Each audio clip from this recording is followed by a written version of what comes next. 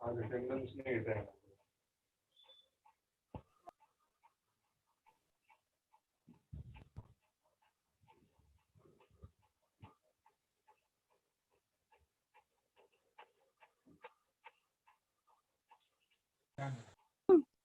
Hello, चला मी सुरू करतोय। काल आपण ॲटॉमिक स्पेक्ट्रम शिकवलं मी तुम्हाला। आता पटापट लक्ष द्यायचं, व्यवस्थित ऐकायचं, एकदम व्यवस्थित लेवलचं शिकायचं आहे, म्हणून कोणत्याच प्रकारची गडबड करायची नाही, व्यवस्थित ऐकायचं। ठीक आहे, लक्षात आलं? स्पेक्ट्रम, ठीक आहे, ॲटॉमिक स्पेक्ट्रम। आता ये ॲटॉमिक स्पेक्ट्रम मी तुम्हाला कालच सांगितलं, मैंने कल ही बोला, ये दो प्रकार के रहते। Atomic spectrum are of two type, एक एब्सॉर्प्शन स्पेक्ट्रम, एब्सॉर्प्शन स्पेक्ट्रम और इमिशन स्पेक्ट्रम, इमिशन स्पेक्ट्रम बी लागेल, हाँ, एब्सॉर्प्शन स्पेक्ट्रम आणि इमिशन स्पेक्ट्रम। अब ये जो एब्सॉर्प्शन स्पेक्ट्रम था, इसमें क्या था? डार्क लाइन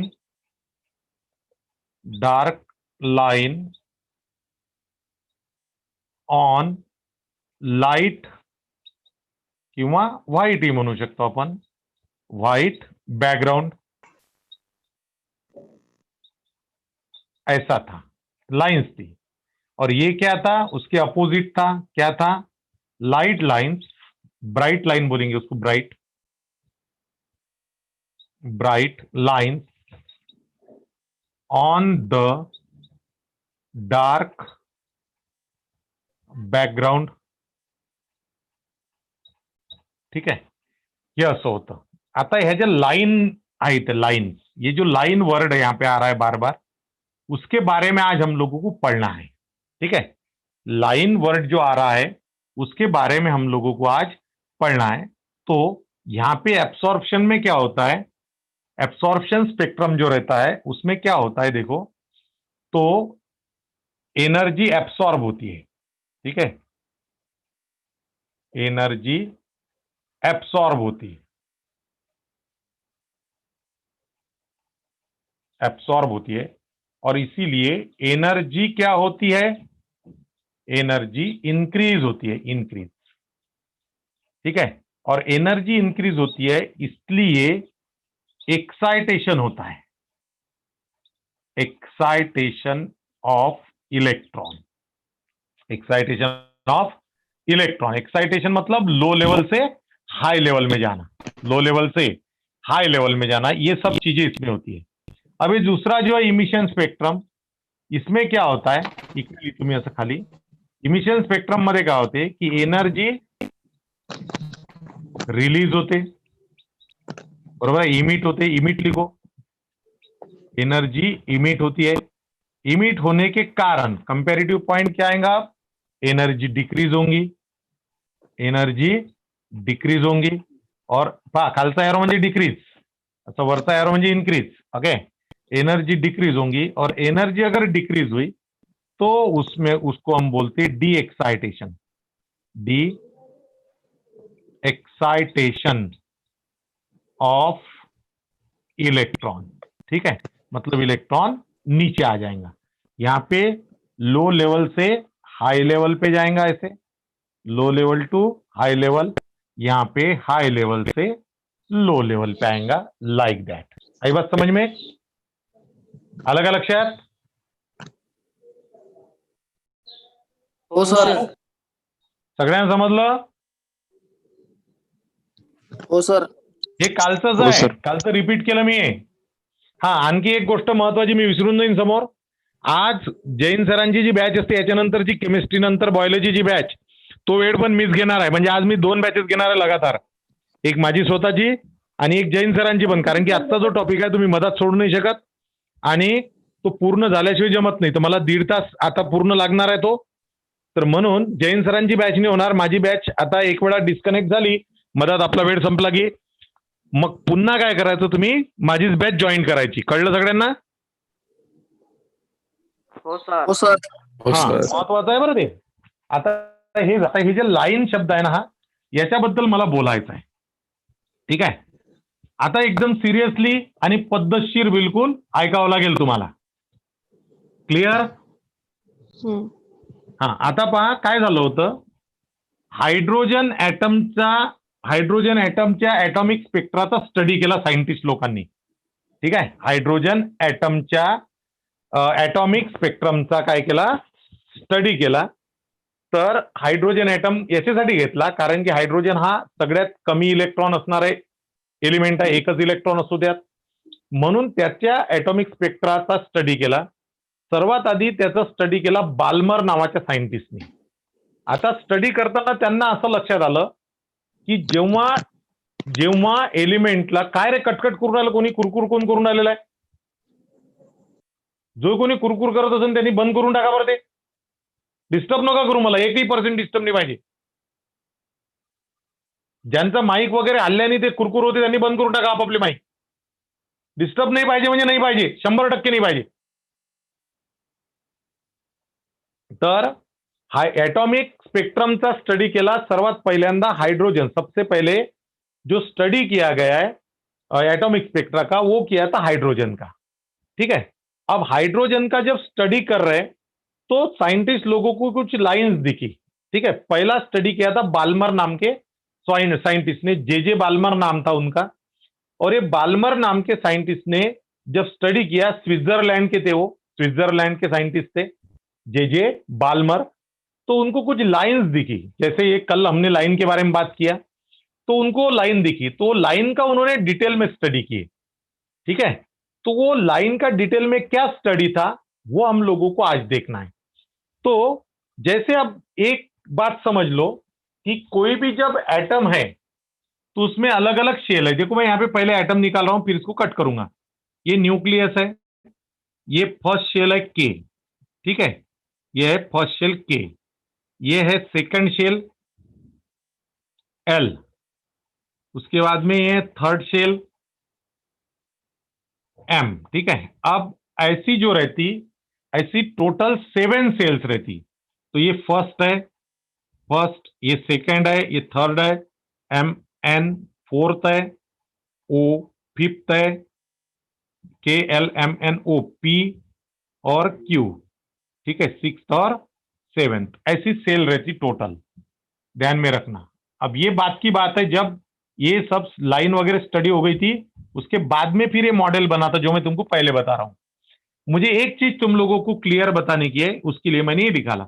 अभी जैसे मान लो यहां पे एक इलेक्ट्रॉन है पहले शेल में. ठीक है. तो ये जो शेल्स रहती, they also called as energy level. Energy level भी बोला जाता है उसको. ये जो शेल्स रहती, shells also called as energy level. ठीक है. ये जो शेल है इनको एनर्जी लेवल भी बोला जाता है. अभी देखो सबसे कम एनर्जी रहती के शेल की, मतलब इसकी सबसे कम, उससे थोड़ी ज्यादा सेकंड शेल की रहती, उससे थोड़ी ज्यादा थर्ड शेल की रहती, उससे थोड़ी ज्यादा फोर्थ की रहती. मतलब जैसे जैसे तुम लोग 1 to 7 जाएंगे वैसे वैसे एनर्जी बढ़ते जाएंगी शेल की. ठीक है. फर्स्ट शेल की जितनी एनर्जी है उससे ज्यादा एनर्जी रहेंगी सेकंड शेल की, सेकंड की जितनी है उससे ज्यादा रहेंगी थर्ड की, थर्ड की जितनी है उससे ज्यादा रहेंगी फोर्थ की. मतलब 1 to 7 एनर्जी जो है वो इंक्रीज हो रही है. 1 सेल से, फर्स्ट सेल से हम जैसे जैसे दूर जाएंगे न्यूक्लियस से, वैसे वैसे एनर्जी क्या होती है, इंक्रीज होती है, बढ़ती है. Is that clear? अभी सेकंड थिंग इंपॉर्टेंट ये है कि 1 to 7 एनर्जी बढ़ रही. अभी मान लो ये इलेक्ट्रॉन यहां पे है. ठीक है. अगर अब जैसे के शेल जो है इसकी एनर्जी कम है और इसकी एल शेल जो है उसकी एनर्जी ज्यादा है, तो अगर हम लोगों को इस इलेक्ट्रॉन को अगर यहां से के से अगर इसको यहां पे पहुंचाना है, अगर हम लोगों को इलेक्ट्रॉन को के ऑर्बिट से एल ऑर्बिट में अगर पहुंचाना है तो उसको एनर्जी सप्लाई करनी पड़ेगी. और एनर्जी अगर हम सप्लाई करेंगे, अच्छे सुनना है, के ऑर्बिट से इलेक्ट्रॉन मुझे शिफ्ट करना है एल ऑर्बिट में, तो के से एल में अगर शिफ्ट करेंगे तो उसको एनर्जी सप्लाई करनी पड़ेगी, और एनर्जी सप्लाई करने के लिए उसको एनर्जी देनी पड़ेगी, फिर एनर्जी सप्लाई करने से उसकी एनर्जी बढ़ेगी और वो यहां पे चला जाएगा, इस ऑर्बिट से निकल के वो यहां पे चला जाएगा हायर लेवल जी, हायर एनर्जी लेवल पे, क्योंकि उसकी एनर्जी क्या हो गई, बढ़ गई। अगर मान लो मुझे इसको यहां पे पहुंचाना है तो उसको वापस मुझे एनर्जी सप्लाई करनी पड़ेगी, वो यहां से यहां पे शिफ्ट हो जाएगा। अब ये जो प्रोसेस है इलेक्ट्रॉन को लोअर एनर्जी ऑर्बिटल से हायर एनर्जी ऑर्बिटल में पहुंचाना, इलेक्ट्रॉन को लोअर एनर्जी ऑर्बिटल से हायर एनर्जी ऑर्बिटल में पहुंचाना, it is called as excitation of electron. ठीक है, the process of product, write down, the process of transfer of electron from lower energy orbital to higher energy orbital called as excitation of electron, excitation of electron, याला म्हटलं जाते excitation of electron. लक्षात आलं? मग ही जी process आहे याच्यामध्ये इलेक्ट्रॉनला energy supply करावी लागते। ठीक आहे, इन यहां पे लिखो, in excitation of electron energy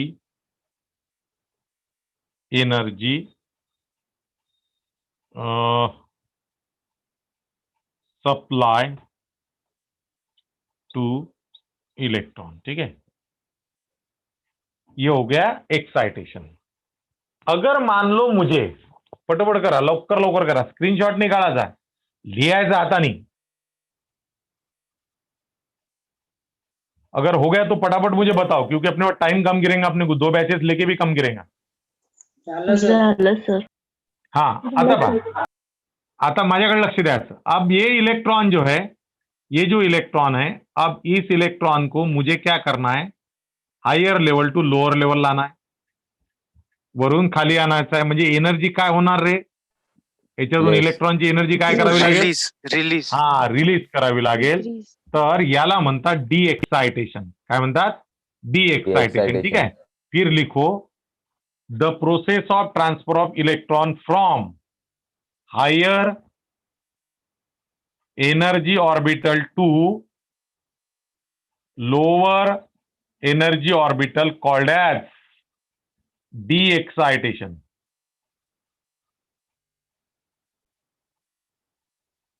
De-excitation of electron. In de-excitation of electron, energy release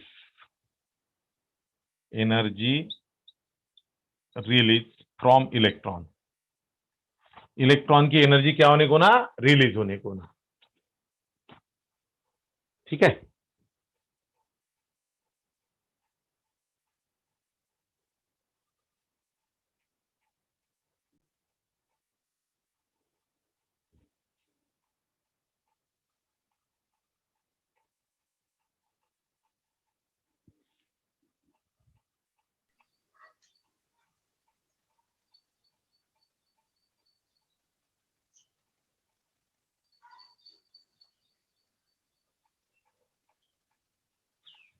झालं का? सर तिथे डी एक्साइटेशन पाहिजे ना? हो, डी एक्साइटेशनच आहे ना मग। सर ते खाली इन खाली हा, तेवढं करायचं ना रे तुम्ही, एवढं तुम्हाला नाही समजत काय? झालं सर, तेवढं तुमचं काम आहे, तेवढे समजदार तुम्ही झाले पाहिजे ना। झालं. हा, तेवढे समजदार तुम्ही झाले पाहिजे, तेवढं अपेक्षित असते मला।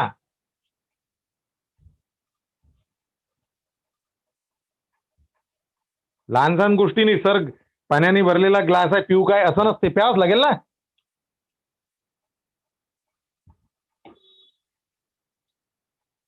हा, चला आता आपण जाऊ ऍक्च्युअल एक्सपेरिमेंट कडे।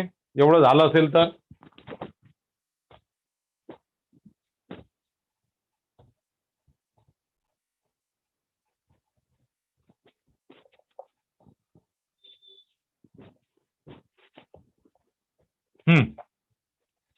अब ध्यान ये देना है। अब देखो बाल्मर ने क्या किया था, बाल्मर जो साइंटिस्ट थे हमारे, ठीक है, बाल्मर, क्या नाम था, पाल्मर. बाल्मर, त्यांनी पहिल्यांदा एक्सपेरिमेंट केला हाइड्रोजनवर, हाइड्रोजन पे एक्सपेरिमेंट किया बाल्मर ने।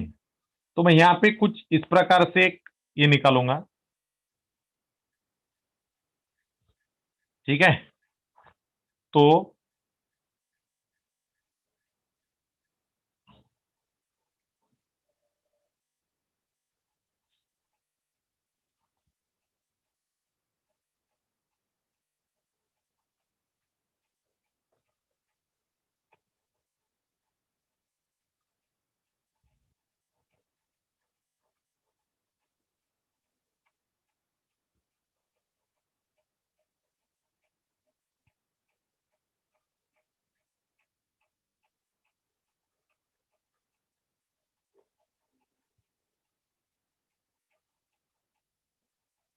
हा, आता सर्वात पहिल्यांदा तुम्हाला हे लक्षात यायला पाहिजे, सगळ्यात पहिल्यांदा हे लक्षात यायला पाहिजे की याच्यामध्ये अंतर्भाग कमी जास्त आहे।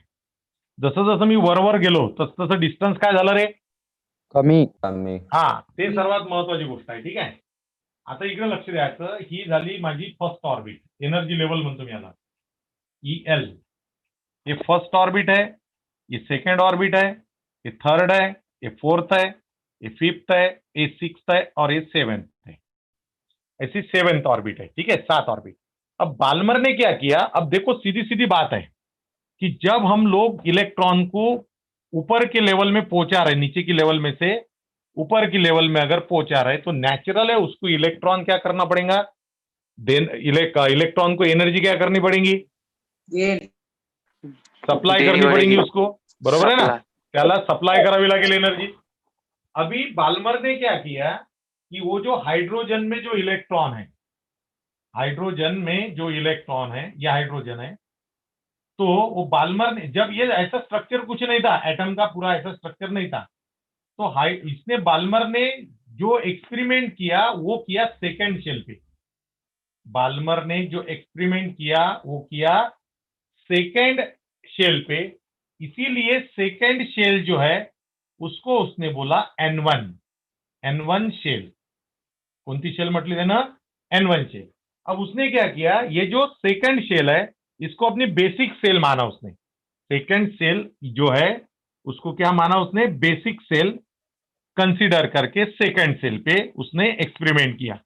अब उसने सबसे पहले क्या किया, इलेक्ट्रॉन को एक्साइट करके थर्ड में ले गया और थर्ड से फिर उसने सेकंड में इलेक्ट्रॉन को लाया। ऐसे थर्ड शेल मधून त्यांनी इलेक्ट्रॉन सेकंड शेल मध्ये आणला एनर्जी रिलीज करून, ठीक आहे। त्याच्यानंतर इलेक्ट्रॉनला फोर्थ शेल मधून थर्ड शेल मध्ये आणलं, फोर्थ मधून सेकंड मध्ये आणलं, ठीक है। पहले थर्ड में से सेकंड में लाया, फिर फोर्थ में से सेकंड में लाया, फिर फिफ्थ में से सेकंड में लाया, क्योंकि उसने बेसिक सेल कौन सी कंसीडर किया था, N1. सेकंड शेल, ठीक है। बाल्मर ने जो बेसिक सेल कंसीडर किया था वो था सेकंड शेल, इसीलिए उसने सेकंड शेल बेसिक है उसको N1 नाम दिया, ठीक है। तो उसने क्या किया, थर्ड शेल में से इलेक्ट्रॉन को सेकंड में लाया, फोर्थ में से सेकंड में लाया, फिफ्थ में से सेकंड में लाया, उसके बाद में सिक्स्थ शेल में से भी सेकंड में, और लास्टली सेवेंथ शेल में से भी सेकंड में लाया। तो उसको ऐसी 5 लाइन दिखी, कितनी लाइन, 5, 1 2 3 4 5। तो ये लाइन वो थी इमिशन स्पेक्ट्रा वाली, white line in a dark background वाला जो कार्यक्रम था हमारा कल का, वो यही था ऐसा। तो ये लाइन थी। तो ये जो लाइन ऑफ सीरीज है, ये जो सीरीज ऑफ लाइन जो है, it is called as Balmer series, Balmer series बोलते इसको, ठीक है, बाल्मर सीरीज म्हटलं। अब ये बाल्मर ने इसका जब स्टडी किया तो ये हम लोगों को एक रिलेशन बताया, बाल्मर ने जब स्टडी किया तो एक रिलेशन बताया, तो रिलेशन ऐसा था, न्यू बार म्हणजे वेव नंबर इक्वल टू 1/लैम्बडा equal to R into equal है 1/n1² माइनस 1/n2²। ये एक फॉर्मूला हमको उसने दिया, 1/n1² माइनस 1/n2²। अब यहां पे n1 जो है, अच्छा n1 n2 फिर मैं बाद में बताता, पहले r जो है, r is called as Rydberg's constant. Rydberg's constant म्हटला गेलेला आहे त्याला, और उसकी वैल्यू जो है, उसकी वैल्यू मैं बता देता हूं तुम लोगों को, अपने टेक्स्ट बुक में दी हुई है वो। तो उसकी जो वैल्यू है वो है 109677 109677.56 centimetre inverse. It is a value of R, it is constant, Rydberg's constant. ठीक है, और ये जो इक्वेशन है ना, पूरा की पूरा जो इक्वेशन है कि nu bar equal to R 1/n1² minus 1/n2², ये जो इक्वेशन है इसको बोला गया है Reed's recombination principle. Reed's recombination principle त्याला म्हटलं गेलेलं आहे, Reed's recombination, Reed's recombination principle. ठीक है, ये इक्वेशन ला, equation is called Reed's recombination principle and R is a Rydberg constant and this is the actual value of the Rydberg constant. Okay, अभी देखो फॉर बाल्मर सिरीज, पटापट लिहा, मग मला एक कट पण करायचं आहे कारण की मला लिहायचं आहे प्रत्येक वेळेस। For Balmer series, for Balmer series. अब मुझे एक बात बताओ, बाल्मर सीरीज में बेसिक कौन था रे? बेसिक कौन सी शेल थी? Basic N1. हाँ, सेकंड सेल, तो Second n1 equal to second shell, n1 काय सेकंड शेल आहे फॉर्म्युलेत लिहायसाठी, आणि n2 इक्वल टू, मग आता बघा त्या सेकंड शेल मध्ये ऐका माझं, ये जो सेकंड शेल है इसमें इलेक्ट्रॉन कौन से सेल में से लाया उसने? थर्ड में से सेकंड में लाया, फोर्थ में से, फिफ्थ में से, बरोबर है। तो n2 equal to third, fourth, fifth, sixth and seventh, ये n2 का मतलब है। थर्ड शेल में से लाया, फोर्थ में से लाया, फिफ्थ में से लाया, सिक्स में से लाया और सेवेंथ में से भी लाया, इसीलिए n2 का मतलब है third, fourth, fifth, six and seven. और n1 का मतलब है सेकंड शेल, जिसमें इलेक्ट्रॉन आ रहे हैं वो n1, जिसमें इलेक्ट्रॉन आ रहे हैं वो n1, और जिसमें से आ रहे हैं वो n2। ठीक है, ज्याच्यामध्ये इलेक्ट्रॉन येत आहे तो n1 आणि ज्याच्यामधून इलेक्ट्रॉन येतात त्या पर्टिक्युलर शेलमध्ये तो झाला n2। तर n2च्या व्हॅल्यू नेहमी एक किंवा एकापेक्षा जास्त राहील, पण n1 always be a single shell. आणि हे जे एक्सपेरिमेंट केला हा केला व्हिजिबल रेंज मध्ये बाल्मरनी। ठीक आहे, दिस स्पेक्ट्रा इज फाउंड, लिहा असं, this spectra found in visible region of light, visible region लिहून टाकतात तिथे। चला, झालं का हे?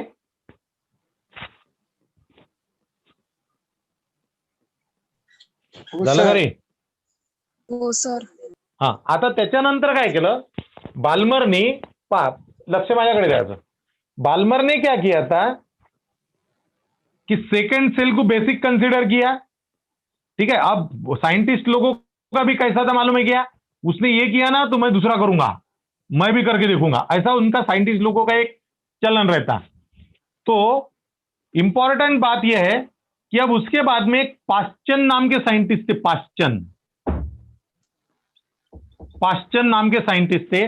उन्होंने क्या किया, ये जो इक्वेशन है इसमें बेसिक सेल को कंसीडर किया, third shell, basic shell consider किया थर्ड शेल। तो उन्होंने किया थर्ड शेल में से सेकंड में, फोर्थ शेल में से थर्ड में लाया इलेक्ट्रॉन, फिफ्थ में से थर्ड में लाया, सिक्स्थ में से थर्ड में लाया और फिर लास्टली सेवेंथ में से थर्ड में लाया, तो उनको 4 लाइन मिली। यहां पे देखो कितनी लाइन थी, 5 लाइन थी। 1 2 3 4 5 लाइन की सीरीज है। इसमें 4 ही लाइन है। इस सीरीज को बोला जाता है पाश्चन सीरीज। पाश्चन सीरीज। अब मुझे बताओ कि फॉर बाल्मर की जगह अब मैं लिखूंगा पाश्चन। अब ये तुमको बार बार लिखने की जरूरत नहीं है। For Paschen series N1 equal to, बताओ मुझे जल्दी से। Third shell. हाँ, third shell is a N1, third shell. Very good. और N2 का मतलब 4 5 6 4 5 7 फिफ्थ, सिक्स, सेवेंथ। लक्षात। और ये जो था, this spectra found in infrared region. Infrared, infrared region असतो लाईटचा, त्या इन्फ्रारेड रिजन मध्ये हा भेटला। Infrared region. ठीक आहे। खूप मेहनत घेतली होती सायंटिस्ट लोकांनी ऍटमच्या स्ट्रक्चरवर। आता आपण जाणार आहे त्या गोल गोल गोल गोल शेल जे आपण दाखवतो नेहमी, 7 शेल म्हटलं मी मगाशी, तर त्या कशा तयार झाल्या होत्या त्याचे कारण तुम्हाला आता मी सांगणार आहे। हे सगळं झाल्यानंतर घ्या, लवकर लवकर घ्या। झालं। हा,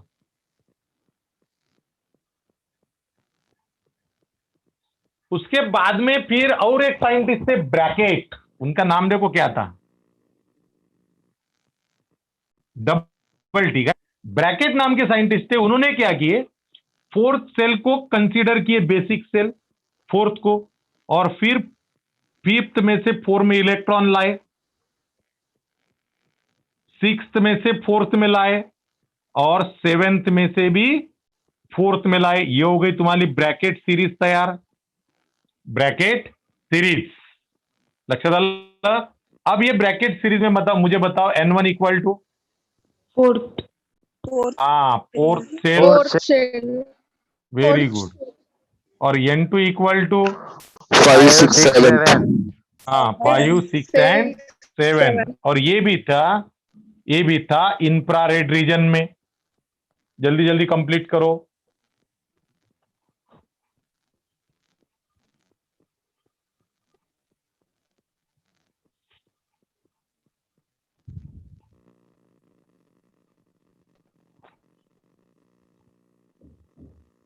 जाना मग तू। हाँ, अभी लास्ट में क्या था, एक पी फंड नाम के साइंटिस्ट थे। पी फंड, प्रोविडेंट फंड असते ना, तसा आहे। पी फंड नाम के साइंटिस्ट थे। उन्होंने फिफ्थ सेल को कंसीडर किए बेसिक सेल, तो सिक्स्थ में से इलेक्ट्रॉन लाए फिफ्थ में, और सेवेंथ में से फिफ्थ में लाए, तो उनको 2 ही सीरीज मिली। अब इसमें क्या होगा, N1 equal to fifth fifth, shell और उसके बाद में ये हो जाएगा तुम्हारा N2 equal to 6 and 7। It is also found in a infrared region. It is also found in infrared reason.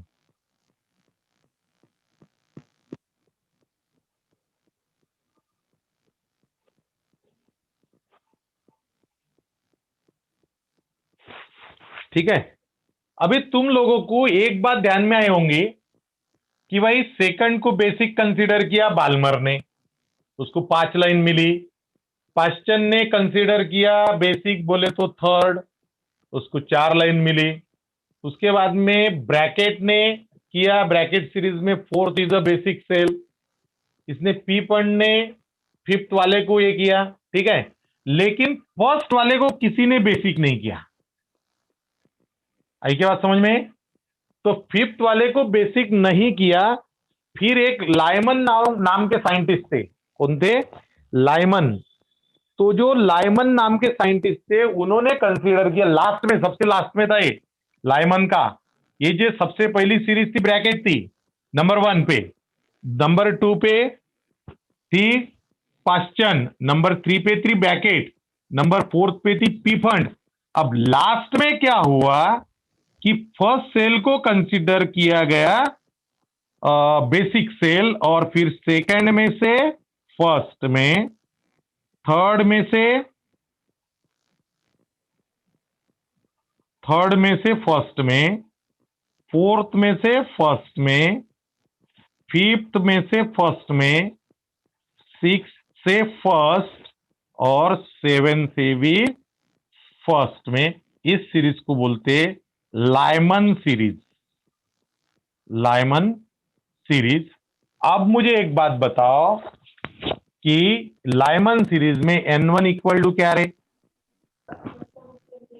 First cell first cell और N2 मतलब second, second third fourth fifth six seven six and seven. और ये जो थी ना, ये थी सबसे पहले इंपॉर्टेंट बात यह है कि इसका लेट डिस्कवर होने का कारण यह है कि साइंटिस्ट लोगों ने एक तो विजिबल लाइट पे एक्सपेरिमेंट किए थे या फिर इंफ्रारेड पे किए थे। एक तो विजिबल लाइट पे या फिर इंफ्रारेड पे किए थे, लेकिन किसी ने अल्ट्रावायलेट पे नहीं किया था। तो ये जो सीरीज है ना, ये फाउंड हुई अल्ट्रावायलेट रीजन में, अल्ट्रा वायोलेट रीजन में ये सीरीज फाउंड हुई, अल्ट्रावायोलेट रीजन में। आई बात समझ में?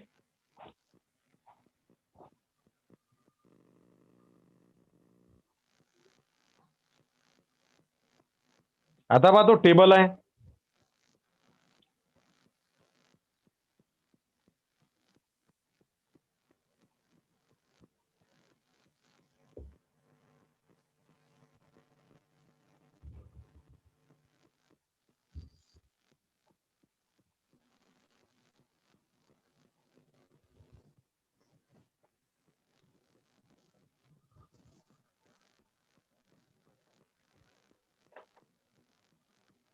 टेबल पाहतो, टेबल पेज नंबर 40 वर.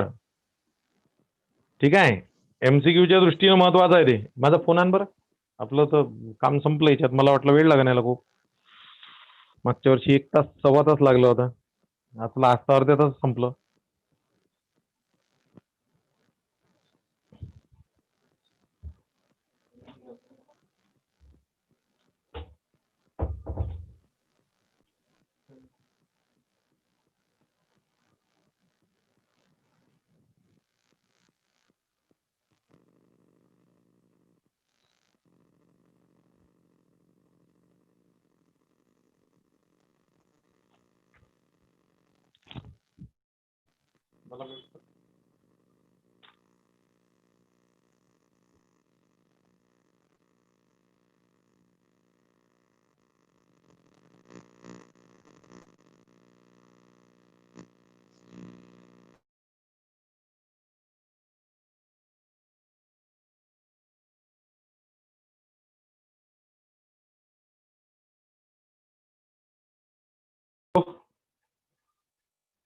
Hello hello. यस सर आता हे लक्षात आलं का तुमच्या? हो सर. पूर्ण लक्षात आलं का? तर आता हे काय करायचं, तुम्ही चांगलं वाचायचं. याच्यात बाजूला लाईन हे दिलेलं आहे तुम्हाला, रिजन वगैरे दिला, अल्ट्रावायलेट कोणता आहे हे सगळे रिजन दिलेले आहे. हे सगळं वाचायचं, हे खूप महत्वाचं होतं. काय आता मला आजचा माझा कोटा संपला. आता मला वाटलं होतं वेळ लागेल जास्त, तर आता जैन सर घेतात. जैन सरांसोबत बोललो मी. आता उद्याला मी तुम्हाला बोर ॲटॉमिक मॉडेल शिकवन. चालेल? लाईन आपल्या लवकर झाल्या, लवकर संपल्या, जमला काम. Sir okay. हा सर एक डाऊट होता. हा बोल ना. सर सेकंड शेलची कॅपॅसिटी तर 2च ऍटमची आहे, मग त्याच्यात ऍटम आल्यावर ते कशी काय ऍटमची? accept करू शकतो? सेकंड शेलची कॅपॅसिटी ॲटमची कशी काय राहणार? इलेक्ट्रॉनची राहीन बा. 2 इलेक्ट्रॉनची सॉरी सर. सेकंड शेलची कॅपॅसिटी 2 इलेक्ट्रॉनची नसते. सेकंड शेलची कॅपॅसिटी 8 इलेक्ट्रॉनची असते. सर फर्स्ट शेल मध्ये हा फर्स्ट सेल. आता तुला काय वाटलं की इथे 1 इलेक्ट्रॉन आणला, इथे दुसरा आणला, इथे तिसरा आणला, असं म्हणायचं आहे का तुला? हो सर. अरे बाबा तसं नाही आहे. एकच इलेक्ट्रॉन, सिंगल इलेक्ट्रॉन सेकंड मधून फर्स्ट मध्ये आणला, तेव्हा पाहिलं लाईन कशी भेटते, एनर्जी डिफरन्स काय होते. ठीक आहे. मग त्या इलेक्ट्रॉनचा विषय संपला. तो इलेक्ट्रॉन गेला, काढला. तोच इलेक्ट्रॉन पुन्हा थर्ड शेल मधून फर्स्ट मध्ये आणला. एकच इलेक्ट्रॉन पुन्हा पुन्हा. तर हा तर मग आधी तर 2च असणार ना त्याच्यामध्ये, सर कोणामध्ये? 2 तर फुल ऑफ असेल ना. फर्स्ट मध्ये. मग तो तिसरा येऊन जाईल त्याच्यात. अरे बाबा, अबे फर्स्ट मध्ये 2 नव्हते. हायड्रोजनचा स्पेक्ट्रा आहे तो. हा, एक हायड्रोजन, हायड्रोजनच्या आउटर मोस्ट मध्ये हा 1 इलेक्ट्रॉन आहे ना. हो. हा एकच वापरला पुन्हा पुन्हा. माझ्याजवळ हा एक पेन आहे. मग मी हा 11वीच्या बॅच मध्ये हाच वापरतो, 12वीच्या बॅच मध्ये हाच वापरतो, 10th मध्ये हाच वापरतो, 9th मध्ये हाच वापरतो. पटलं काय? एकच इलेक्ट्रॉन, सेम इलेक्ट्रॉन सेकंड मधून फर्स्ट मध्ये, तोच इलेक्ट्रॉन थर्ड मध्ये एक्साइट केला. एक्साइट करून त्याला पुन्हा फर्स्ट मध्ये आणलं. पुन्हा तोच इलेक्ट्रॉन फोर्थ मध्ये एक्साइट केला आणि पाहिलं, फोर्थ मधून फर्स्ट मध्ये आणलं, पाहिलं काय इलेक्ट्रॉन चेंज झाला. प्रत्येक वेळेस तोच इलेक्ट्रॉन. अरे राजा कसं करा रे, 1 2 3 4 5 6 हे 7 आणि हा इलेक्ट्रॉन इथं आहे ना सध्या, हे के आहे. KLMNO P आणि Q. हा इलेक्ट्रॉन पहिल्यांदा एक्साइट केला इथे. एक्साइट करून म्हणजे त्याला एनर्जी सप्लाय केली. एक्साइट करून तो इथे पोहोचला. मग इथे पोहोचून पुन्हा त्याची एनर्जी कमी गेली आणि पाहिलं की काय चेंज दिसतो. ठीक आहे, म्हणजे एनर्जी खाली मध्ये वरती होणारा चेंज तो पाहिला.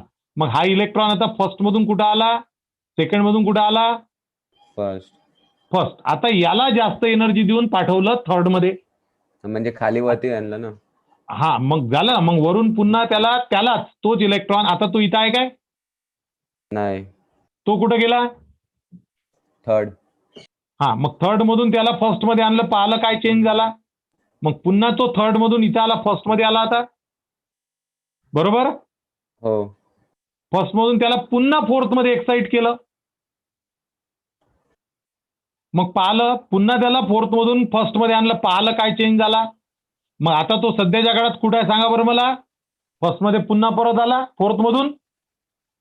हो सर. हो सर. तोच इलेक्ट्रॉन फिफ्थ मध्ये पाठवला, सेम इलेक्ट्रॉन. म्हणजे नंबर ऑफ इलेक्ट्रॉन किती आहे मग तिथे? एकच आहे. सांगा भाऊ आता. आणि हायड्रोजन मध्ये इलेक्ट्रॉन किती आहे? 1. मग तेच तर बोलून राहिलो तुम्ही. आलं का लक्षात? आता झालं का डाऊट क्लिअर? प्रत्येक ऍटम मध्ये 7 सेल राहते काय? प्रत्येक